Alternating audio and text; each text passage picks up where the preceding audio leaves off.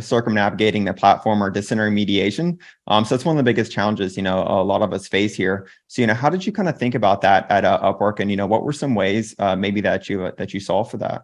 I don't know if this is naive, but I don't. So the fear of circumvention can stop innovation.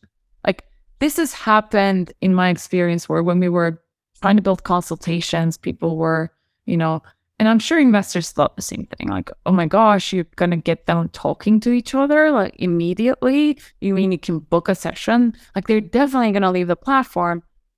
It comes back to product market fit, right? Like your job as a company and our job as Upwork was to provide so much value to both sides. And it's easier to do in some settings, like,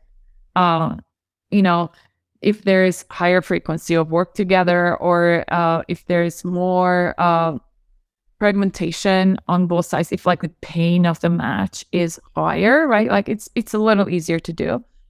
But for us, it really came down to, key features of security that we provided on both sides that solved it. Like it solved it, and it became too expensive for our supply to operate out of Upwork, because if they did the work on Upwork and improved their rating, it actually really translated to more dollars in the long term.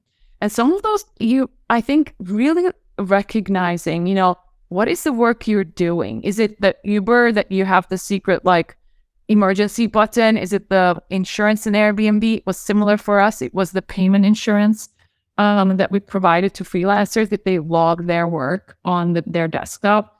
It makes it, you're working with someone on the other side of the world that you don't know, who may or may not pay you. And so I think not spending too much time on the fear of circumvention versus like how can I amplify the value here? How can I provide more and more and more value here? I would much rather recommend founders to get to know your customer, know their pain points, know their deep fears, and then build features that simplify that, and then build the right reputation frameworks and systems to keep them engaged.